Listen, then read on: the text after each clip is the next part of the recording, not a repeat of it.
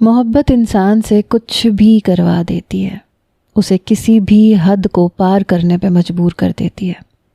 18 سال کی عمر میں نے بھی ایسے ہی ایک حد کو پار کر دیا تھا، جس کی وجہ سے مجھے میرے ہی گھر والوں نے گھر سے بے دخل کر دیا۔ مجھے اپنی سے دگنی عمر کی بیوہ عورت سے محبت ہو گئی تھی، جس کی 2 بیٹیاں بھی تھیں، اور میں نے اس کی محبت میں ساری حدود کو پار کیا اور اپنے ماں باپ کے خلاف جا کر اس عورت سے کورٹ میرج کر لی۔ لیکن شادی کی رات یہ جان کر میرے ہوش اڑ گئے کہ وہ عورت کنواری تھی، کیونکہ چادر پہ خون۔ یہ دسمبر کی ایک سرد شام تھی۔ میں بہت زیادہ پریشان تھا۔ میرا خرچہ دن بدن بڑھ رہا تھا۔ کالج میں بہت زیادہ جیب خرچی لگتی تھی، جبکہ بابا مجھے اتنے پیسے نہیں دیتے تھے۔ یہی بات میں نے اپنے دوست کو بتا دی۔ میں اس کے پاس اسٹڈی کے لیے گیا تھا۔ میں نے کہا، یار کاشف، ابا اتنے کم پیسے دیتے ہیں، کالج میں خرچ کرتا ہوں تو شرم آتی ہے۔ تجھ کو معلوم ہے نا ہمارے سارے دوست کتنے امیر ہیں اور کتنے پیسے خرچ کرتے ہیں۔ ان کے آگے خود کو بہت چھوٹا محسوس کرتا ہوں۔ بابا سے کچھ کہوں تو کہتے ہیں کہ ان کی گنجائش نہیں ہے۔ سمجھ نہیں آتا کیا کروں۔ تو یہ سب کچھ کیسے مینیج کرتا ہے؟ تو بھی میری طرح مڈل کلاس سے ہے، مگر میں نے دیکھا تو بڑی آسانی سے پیسے خرچ کر دیتا ہے۔ کاشف مسکرا کے کہنے لگا، یار اس میں کون سی بڑی بات ہے؟ اب ہم جوان ہو گئے ہیں، تو اور میں، ہم دونوں ہی 18 سال کے ہیں۔ کب تک اپنے والدین پر بوجھ بنے رہیں گے؟ خود کچھ کر کے پیسے کیوں نہیں کما لیتے؟ میں نے حیرت سے کاشف کو دیکھا اور کہا کہ تم کیا کرتے ہو؟ کہنے لگا، میں پارٹ ٹائم میں رات کے وقت کچھ بچوں کو پڑھاتا ہوں، جس کی وجہ سے اچھی خاصی آمدنی ہو جاتی ہے۔ تم بھی ایسے ہی کوئی کام کر لو۔ اس کی بات سن کر میں چونک گیا اور کہا کہ تو نے مجھے پہلے اس بارے میں کچھ نہیں بتایا۔ کہنے لگا، شاید کبھی ذکر نہ نکلا ہو۔ پھر پوچھنے لگا کہ کیا تو پڑھانا چاہتا ہے؟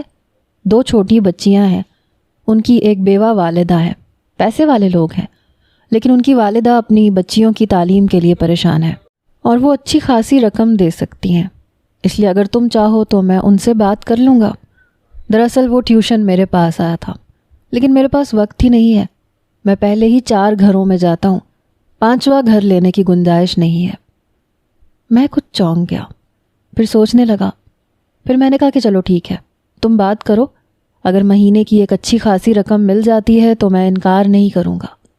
پھر اس نے میرے سامنے ہی فون پہ کسی سے بات کی، پیسوں کی بھی بات کی۔ 5000 روپے میں معاملہ طے پا گیا۔ دونوں چھوٹی بچیاں تھیں، ایک 1 کلاس کی تھی، ایک 3 کلاس کی تھی۔ وہ کہنے لگا، تمہیں پڑھانے میں کوئی بھی پریشانی نہیں ہوگی، اتنی چھوٹی بچیاں تو خود ہی پڑھ لیتی ہیں، اور پھر 5000 روپے ایک اچھی خاصی رقم ہے، تمہارے کالج کا کچھ تو خرچہ نکل ہی آئے گا۔ میں نے مسکرا کے اس کا شکریہ ادا کیا اور کہا کہ ہاں یار، تو نے بہت بڑی میری پریشانی حل کر دی۔ مجھے تو سمجھ نہیں آ رہا کہ یہ اونٹ کس کروٹ بیٹھے گا۔ وہ کہنے لگا، آج ہی سے شروع کر دو، تم ابھی یہاں سے گھر جانے کے بجائے میرے ساتھ چلنا، میں تمہیں اس عورت کے گھر لے جاؤں گا، ان کا گھر یہاں سے زیادہ دور نہیں ہے۔ میں نے کہا ٹھیک ہے، بس میں اپنی اماں کو فون کر کے بتا دیتا ہوں، ورنہ میری خیر نہیں ہوگی، تمہیں تو پتہ ہے نا میری اماں کتنے غصے والی ہیں۔ کاشف میری بات سن کے مسکرا دیا۔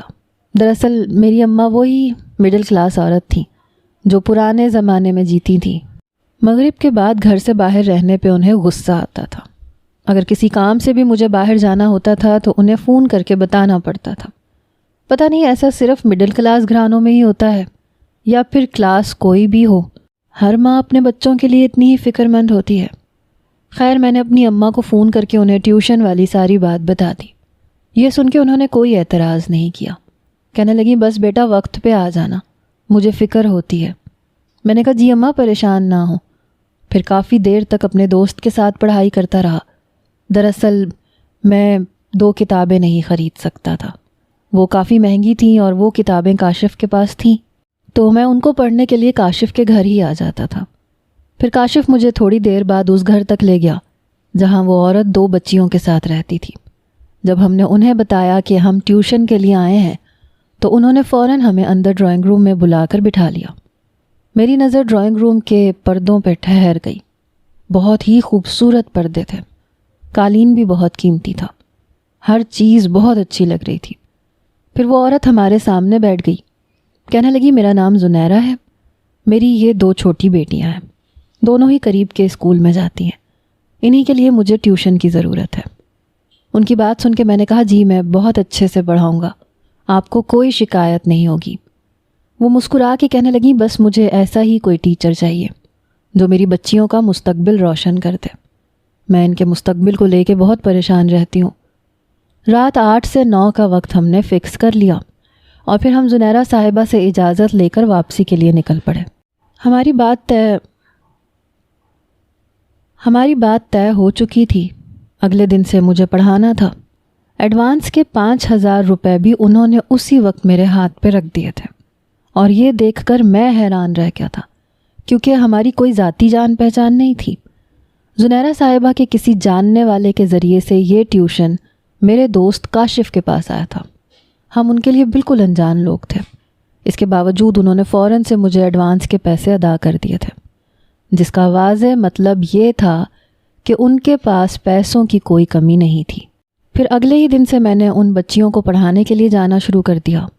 ان کی دونوں بچیاں ریما اور سدرا بہت ہی پیاری اور ذہین بچیاں تھیں، اور انہیں کافی کچھ پہلے سے آتا تھا، اور باقی تھوڑا بہت جب میں نے پڑھایا تو انہوں نے فوراً سے پڑھ لیا۔ آدھے گھنٹے کے اندر ہی ان دونوں بچیوں نے اپنا ہوم ورک بھی مکمل کر لیا تھا۔ پہلے ہی دن مجھے اندازہ ہو گیا تھا کہ وہ دونوں بہت ذہین اور قابل بچیاں ہیں، ذرا سی توجہ انہیں پوری طرح سے نکھار سکتی ہے۔ اتنی جلدی انہوں نے اپنا ہوم ورک کیا تھا کہ میں خود حیران ہو گیا تھا۔ اس کے بعد میں انہیں ایکسٹرا پڑھاتا رہا، ساتھ ساتھ بات چیت بھی کرتا رہا۔ میری ہمت نہ ہوئی کہ میں زنیرہ صاحبہ سے یا ان کی بچیوں سے پوچھوں کہ ان بچیوں کے والد کے ساتھ کیا ہوا تھا۔ بس میرے دوست نے یہی بتایا تھا کہ وہ ایک بیوہ عورت ہے۔ پھر جب 1 گھنٹے بعد میں واپسی کے لیے اٹھنے لگا تو زنیرہ صاحبہ بڑی سی ٹرے لے کے کمرے میں آ گئی۔ اس میں کافی سارے لوازمات رکھے ہوئے تھے۔ انہوں نے وہ ٹرے میرے سامنے رکھ دی، کہنے لگیں کہ چائے پی کے جائیے گا۔ میں ایک دم ہی شرمندہ ہو گیا، کہا کہ یہ تو بہت کچھ ہے، اس کی کوئی ضرورت نہیں تھی، میں کھانا کھاتے ہی ٹیوشن پڑھانے کے لیے آتا ہوں، مغرب جلدی ہو جاتی ہے اس لیے ہمارے گھر میں کھانا جلدی ہو جاتا ہے، سردیوں میں تو شاید سبھی کے گھروں میں ایسی ہی روٹین ہوتی ہے۔ وہ کہنے لگی جی مجھے بالکل اندازہ ہے، اس لیے میں نے چائے کا اہتمام کیا ہے، آپ چائے پی کے پھر جائیے گا۔ وہ بچیوں کے بیگ سمیٹ کے اپنے ساتھ لے گئی اور بچیوں سے باتیں کرتے کرتے میں نے گرم گرم سموسے کھائے اور چائے پی کر آدھے گھنٹے بعد وہاں سے نکل گیا۔ میں زنیرہ صاحبہ کے اخلاق اور ان کی عادات کا متعارف ہو گیا تھا۔ ان کے اندر ذرا بھی غرور نہیں تھا، وہ بالکل ایک دوست کی طرح مجھ سے بات چیت کرتی تھیں۔ میری اور ان کی عمر میں تقریباً 15 سال کا فرق تھا، لیکن لگتا ہی نہیں تھا کہ وہ اتنی عمر والی ہیں۔ ان کے بال بہت خوبصورت تھے، چہرے پہ بالکل تازگی تھی، وہ کسی جوان عمر عورت کی طرح حسین تھی۔ سب سے بڑھ کر یہ کہ ان کی آواز میں ایسی مٹھاس تھی کہ دل چاہتا تھا کہ ان کی آواز سنتا ہی رہوں۔ جیسے جیسے میں روزانہ ان کے گھر جانے لگا، میری اور زنیرہ صاحبہ کی اچھی خاصی دوستی ہو گئی۔ اکثر تو بچیوں کو پڑھانے کے بعد میں ان کے ساتھ باتیں کرنے بیٹھ جاتا۔ مجھے بھی گھر سے باہر تھوڑا سا سکون لگتا تھا، کیونکہ ہمارے گھر کا ماحول بہت سخت تھا۔ مجھے اپنے ابا اور اماں دونوں سے ہی ڈر لگتا تھا۔ میرے اماں ابا کو اس ٹیوشن پہ کوئی اعتراض نہیں تھا، اس لیے میں سکون سے زنیرہ صاحبہ کے ساتھ بیٹھ کے گپ شپ لگا لیا کرتا تھا۔ دھیرے دھیرے مجھے ان کی عادت ہوتی چلی گئی۔ 6 مہینے کہاں گزرے پتہ ہی نہیں چلا، اور پھر بچیوں کی 2 مہینے کی چھٹیاں آ گئیں۔ زنیرہ صاحبہ مجھ سے کہنے لگیں کہ چھٹیوں میں کروانے کے لیے کوئی کام نہیں ہے، اگر آپ 2 مہینے کی چھٹیاں لینا چاہتے ہیں تو لے سکتے ہیں۔ کتنی دیر میں خاموشی سے زنیرہ صاحبہ کو دیکھتا رہا، وہ میرے جواب کا انتظار کرتی رہیں۔ پھر میں نے بڑی آہستگی سے کہا کہ اب تو مجھے آپ کی اتنی عادت ہو گئی ہے کہ میں ایک دن بھی آپ کے گھر آئے بغیر نہیں رہ سکتا۔ 2 مہینے بہت بڑی بات ہے۔ میری بات سن کے ان کے چہرے پہ دھیمی سی مسکراہٹ آ گئی۔ پھر وہ نظریں جھکا کے کہنے لگیں کہ مجھے کوئی اعتراض نہیں ہے، آپ چاہیں تو روزانہ آتے رہیں۔ سچ تو یہ ہے افروز کہ مجھے بھی آپ کی عادت ہو گئی ہے، آپ کے بغیر اب میرا بھی دل نہیں لگتا۔ میں بھی یہی سوچ رہی تھی کہ 2 مہینے آپ نہیں آئیں گے تو ہم رات کے وقت کیا کیا کریں گے۔ زنیرہ صاحبہ کی بات سن کے میں مسکرا دیا۔ 2 مہینے کی چھٹیوں میں واقعی ریما اور سدرا کے پاس کوئی کام نہیں تھا، اس لیے میں بس تھوڑی ہی دیر انہیں پڑھاتا تھا اور باقی وقت زنیرہ صاحبہ سے بات چیت کرتا رہتا۔ اب تو میں ڈرائنگ روم سے نکل کے ان کے گھر میں چہل قدمی بھی کر لیا کرتا تھا۔ زنیرہ صاحبہ کو اس بات پہ کوئی اعتراض نہیں تھا۔ ایک دن وہ کچن میں کام کر رہی تھیں، میں بچوں کو پڑھا کے فارغ ہوا اور کچن کے دروازے پہ جا کے کھڑا ہو گیا۔ وہ میری طرف دیکھ کر مسکرائیں، کہنے لگیں تمہاری پسند کے شامی کباب بنا رہی ہوں، کھا کے جانا۔ میں نے فوراً مسکرا کے کہا کہ آپ کو میری پسند کی ہر چیز کا علم ہے، کبھی اپنی پسند کے بارے میں بھی بتائیں۔ میری بات سن کے ان کے چہرے کے رنگ پھیکے پڑ گئے۔ کہنے لگی اب میری کوئی پسند یا ناپسند نہیں ہے، میرا جو کچھ بھی ہے بس ان دونوں بچیوں کے لیے ہی ہے۔ میں نے آہستگی سے قدم بڑھائے اور زنیرہ صاحبہ کے قریب پہنچ گیا۔ کیا آپ کا دل نہیں چاہتا کہ آپ کی زندگی میں بھی رنگ ہو، خوشیاں ہوں، کوئی ہو جو آپ سے محبت کرے؟ بے ساختہ ہی میں نے ان سے ایسا سوال پوچھا کہ وہ چونک کے میری جانب دیکھنے لگی، اور پھر مجھے احساس ہوا کہ میں نے بہت ذاتی نوعیت کا سوال پوچھ لیا ہے۔ میں نے شرمندہ ہوتے ہوئے کہا معاف کر دیجیے گا، شاید مجھے ایسا سوال نہیں کرنا چاہیے تھا۔ وہ مسکرائیں، کہنے لگی ہاں میرا دل چاہتا ہے کہ کوئی ہو جو مجھ سے محبت کرے، مجھے توجہ دے، جس کے ساتھ میں اپنا دکھ بانٹ سکوں، لیکن ان دونوں بچیوں کے ہوتے ہوئے مجھے ایسا کوئی ہمسفر نہیں مل سکتا۔ یہ کہتے ہوئے ان کی آنکھوں میں آنسو جھلملائے اور مجھے اندازہ ہوا کہ وہ کتنی تنہا ہے۔ میں نے اپنے آپ پر سے قابو کھو دیا، دھیرے سے ان کے قریب ہوتے ہوئے کہا آپ میری ہونا چاہتی ہیں؟ میں آپ سے شادی کرنا چاہتا ہوں، میں آپ کو اپنا نام دینا چاہتا ہوں، ہم دونوں ایک اچھی زندگی گزاریں گے، اور ریما اور سدرا بھی مجھے بہت پسند کرتی ہیں، ان دونوں کو بھی شاید میری موجودگی پہ کوئی اعتراض نہ ہو۔ میری بات سن کے زنیرہ صاحبہ بری طرح سے اچھل پڑی، کہنے لگی یہ کیا کہہ رہے ہو؟ تم بہت چھوٹے ہو مجھ سے، تم ابھی 18 سال کے جوان لڑکے ہو، تمہارے ماں باپ تمہارے مستقبل کے حوالے سے بہت خواب دیکھتے ہوں گے، میں تو ایک عمر رسیدہ عورت ہوں، مجھ سے شادی کر کے تمہیں کیا حاصل ہوگا؟ میں نے آہستگی سے کہا کہ مجھے میچیور عورتیں پسند ہیں، جو عمر میں بڑی اور سمجھدار ہوتی ہیں، اور آپ بالکل ایسی ہی ہیں، اور مجھے کسی بھی بات پہ کوئی اعتراض نہیں ہے، تو میرے گھر والوں کو بھی نہیں ہونا چاہیے۔ جب میں آپ کی ذمہ داری اپنے سر پہ اٹھا لوں گا تو پھر کمانے بھی لگوں گا، اگر آپ کی رضامندی ہو تو مجھے خوشی ہوگی۔ زنیرہ صاحبہ نے میری بات کا کوئی جواب نہیں دیا۔ تھوڑی دیر بعد وہ شامی کباب تل چکی تھیں، پلیٹ میں سجا کے انہوں نے ڈائننگ ٹیبل پہ وہ رکھ دیے، پھر بچیوں کو بھی بلا کے لے آئی۔ سارا وقت ان کی نگاہیں جھکی ہوئی تھیں اور میرا دل مضطرب تھا کہ نہ جانے وہ کیا فیصلہ کریں گی، یہاں تک کہ میں ان کے گھر سے اپنے گھر واپس آ گیا۔ ساری رات میری آنکھوں میں کٹی، کبھی ایک کروٹ بدلتا، کبھی دوسری کروٹ۔ اگلے دن کالج بھی گیا تو مجھے سکون نہیں آیا۔ میں کلاس بنک کر کے کیفیٹیریا میں جا بیٹھا۔ تھوڑی دیر بعد مجھے ڈھونڈتا ہوا کاشف میرے پاس آ گیا، میرے سامنے بیٹھ کے مجھ سے کہنے لگا یہ تو نے کس خوشی میں کلاس بنک کی ہے؟ تو کبھی کلاس نہیں چھوڑتا۔ میں نے کہا بس کچھ نہیں، ایسے ہی سر میں درد ہے، پڑھ پڑھ کے تھک چکا ہوں۔ کہنے لگا سب خیر تو ہے، آج کل تو کہاں مصروف ہے؟ اتنے دن ہو گئے گھر بھی نہیں آیا، ابھی بھی بہت پریشان لگ رہا ہے۔ میں نے کاشف سے کہا بس کچھ نہیں۔ اس نے میرے کاندھے پہ ہاتھ رکھ دیا، کہنے لگا بتا تو صحیح افروز کیا بات ہے؟ میری اور کاشف کی بہت سالوں پرانی دوستی تھی، میں اس سے ہر بات ڈسکس کر لیا کرتا تھا۔ ابھی میں سوچ میں پڑ گیا کہ اسے بتاؤں یا نہیں، اور پھر بہت ہمت کر کے میں نے اسے اپنی محبت کی کہانی سنا دی۔ وہ ایک دم اچھل پڑا، کہنے لگا تیرا دماغ تو ٹھیک ہے، وہ عورت عمر میں تجھ سے کتنی بڑی ہے، اور پھر 2 بچوں کی ماں ہے، تیرے گھر والوں کو پتہ چلا تو تجھے گھر سے باہر نکال دیں گے۔ میں نے کاشف کی شکل دیکھی اور کہا کیا کروں یار، بس محبت ہو گئی ہے اور اب کچھ سمجھ میں نہیں آ رہا۔ وہ کافی دیر تک بیٹھا مجھے سمجھاتا رہا کہ یہ سب ممکن نہیں ہے، لیکن دل کہاں سننے والا تھا۔ رات کو میں دوبارہ سے ٹیوشن پڑھانے کے لیے زنیرہ صاحبہ کے گھر پہنچا تو وہ جیسے میری ہی منتظر تھی۔ مجھے دیکھ کے آہستگی سے کہنے لگی آپ کے کل والے سوال کا جواب میری ہاں ہے، اور پھر فوراً ہی اندر چلی گئی۔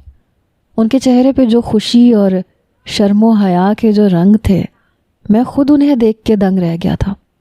آج سے پہلے میں نے کبھی انہیں اتنا خوش اور اتنا خوبصورت نہیں پایا تھا۔ میں ڈرائنگ روم میں بیٹھا بالکل ہی شاکڈ رہ گیا۔ مجھے بالکل بھی اندازہ نہیں تھا کہ وہ اس طرح میری محبت کے جواب میں ہاں کہیں گی۔ میرا دل خوشی سے ناچ رہا تھا۔ میں کچھ دیر تو یقین ہی نہیں کر پایا کہ انہوں نے میری محبت کا جواب محبت سے دیا ہے، اور پھر جب مجھے یقین آ گیا تو میں اپنی جگہ سے اٹھا اور ان کے پیچھے اندر چلا گیا۔ وہ باورچی خانے میں گئی، میں وہیں پہنچ گیا۔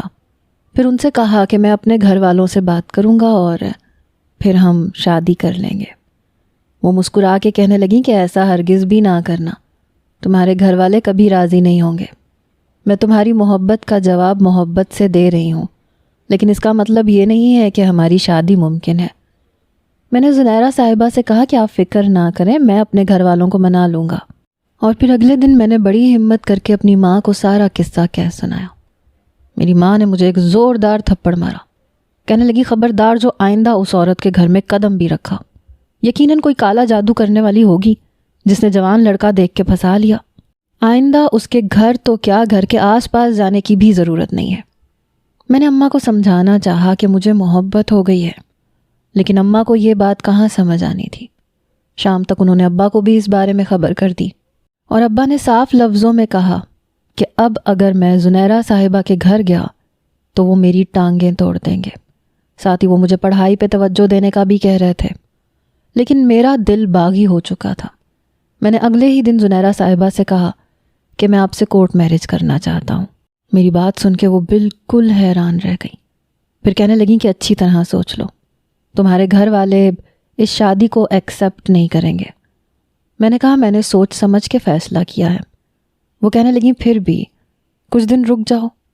ان کے کہنے پہ میں نے صبر کر لیا، لیکن جب کاشف کو یہ بات پتہ چلی تو وہ کہنے لگا کہ تو اس لیے ان کے بچوں کو پڑھانے گیا تھا۔ لیکن جب کاشف کو یہ بات پتہ چلی تو وہ کہنے لگا کہ تو اس لیے ان کے بچوں کو پڑھانے گیا تھا کیونکہ تجھ سے اپنا چائے پانی کا خرچہ پورا نہیں ہو رہا تھا، اور اب تو شادی کی بات کر رہا ہے۔ اس عورت کی اور اس کے بچوں کی ذمہ داری کیسے اٹھائے گا؟ ابھی تو ہمارا گریجویشن بھی مکمل نہیں ہوا، تیرے پاس کوئی نوکری بھی نہیں ہے، کیا زنیرہ صاحبہ کے خرچے پر اپنی پڑھائی پوری کرے گا؟ میں نے مسکرا کے کہا کہ بس محبت ہو گئی ہے تو میں نے شادی کا فیصلہ کر لیا۔ شادی کے بعد سوچوں گا کہ آگے کیا کرنا ہے۔ اگر مجھے پڑھائی چھوڑنی پڑی تو میں پڑھائی چھوڑ کر نوکری کر لوں گا۔ کاشف نے میری طرف دیکھا، کہنے لگا تیری عقل پہ پتھر پڑ گئے ہیں، دل چاہتا ہے تیری عقل پہ ماتم مناؤں، لیکن کیا کروں، تو میرا دوست ہے، اس لیے تجھے سمجھانا چاہ رہا ہوں کہ اپنے پاؤں پر کلہاڑی مت مارو۔ لیکن میں نے کاشف کی بات پر بھی توجہ نہ دی، اور 1 ہفتے بعد زنیرہ صاحبہ سے نکاح کر لیا، اور اس نکاح کے بعد میرے ماں باپ نے ہمیشہ کے لیے مجھ سے قطع تعلق کر لیا۔ میری ماں کو تو یقین ہی نہیں آیا کہ میں نے ان کی مرضی کے خلاف جا کر اپنے سے دگنی عمر کی عورت کو اپنے نکاح میں لے لیا ہے۔ وہ تو رو پیٹ کر یہی کہہ رہی تھیں کہ وہ عورت کوئی جادوگرنی ہوگی جس نے میرے بیٹے کو پھنسا لیا۔ میں اپنا گھر چھوڑ کر زنیرہ صاحبہ کے گھر منتقل ہو گیا۔ ریما اور سدرا تو بہت خوش تھیں کیونکہ وہ مجھ سے محبت کرنے لگی تھیں۔ میں سارا وقت ان کے ساتھ کھیلتا رہا۔ رات ہوئی تو دونوں بچیاں اپنے کمروں میں سونے کے لیے چلی گئیں، اور میں زنیرہ صاحبہ کے ساتھ ان کے کمرے میں پہنچ گیا۔ میں نے اپنا مختصر سا سامان بھی انہی کے کمرے میں رکھ دیا جو میں اپنے گھر سے اٹھا کے لایا تھا۔ زنیرہ صاحبہ نے تکیہ اٹھا کے صوفے پہ رکھا، کہنے لگیں کہ افروز تم یہاں سکون سے سو سکتے ہو۔ ان کی بات سن کے میں ایک دم حیران ہوا اور کہا کہ میں صوفے پہ کیوں سوؤں گا؟ میں نے آپ سے شادی کی ہے، میں آپ پہ حق رکھتا ہوں، میں تو آپ سے آج کی رات محبت جتانا چاہتا ہوں۔ میں دھیرے سے زنیرہ صاحبہ کے قریب ہوا تو وہ ایک دم گھبرا کے پیچھے ہٹیں، کہنے لگیں کہ مجھے کچھ وقت چاہیے افروز، تمہارے کہنے پہ میں نے نکاح تو کر لیا، لیکن کہیں نہ کہیں مجھے اس بات پر افسوس ہے کہ میری وجہ سے تمہارا گھر چھوٹ گیا، تمہارے ماں باپ کا دل میری وجہ سے دکھا ہے۔ میں نے فوراً آگے بڑھ کے انہیں اپنے بازوؤں میں سمیٹنا چاہا تاکہ انہیں بتا سکوں کہ میرا دل ان کے لیے کس طرح کے جذبات سے لبریز ہے۔ انہوں نے فوراً مجھے پیچھے ہٹایا، کہنے لگی میں ابھی کنواری ہوں، اس لیے میں کچھ وقت چاہتی ہوں۔ ان کے لفظ مجھے حیران کر دینے کے لیے کافی تھے۔ میں بے یقینی سے کہنے لگا کہ آپ مذاق کر رہی ہیں نا؟ آپ تو ایک بیوہ عورت ہیں، آپ کی 2 بچیاں ہیں، پھر آپ کنواری کیسے ہو سکتی ہیں؟ زنیرہ صاحبہ نے ایک نگاہ مجھ پہ ڈالی، کہنے لگی صحیح وقت آنے پہ تمہیں سب کچھ پتہ چل جائے گا، لیکن ابھی میں کچھ نہیں کہہ سکتی، تم بس مجھ سے دور رہو۔ اور پھر وہ خود بستر پہ سو گئیں اور مجھے مجبوراً صوفے پہ سونا پڑا۔ نہ میں ان سے صحیح طرح سے اپنی محبت کا اظہار کر پایا، نہ میرے جذبات کو تسکین ملی۔ میں نے ساری رات تڑپتے ہوئے ہی گزاری تھی۔ پھر ایسے ہی دن گزرنے لگے۔ میں جب بھی ان کے قریب ہونے لگتا تو وہ فوراً یہ کہہ کے دور ہو جاتی کہ فی الحال انہیں وقت چاہیے اور وہ ابھی کنواری ہیں۔ میں یہ بات چاہ کے بھی کسی کو نہیں بتا سکا کہ میں کس قدر تکلیف سے گزر رہا تھا۔ اگر کاشف کو کچھ بتاتا تو وہ تو الٹا میرا ہی مذاق بناتا یا پھر مجھے باتیں سنا دیتا، کیونکہ وہ بھی میری اس شادی کے خلاف تھا۔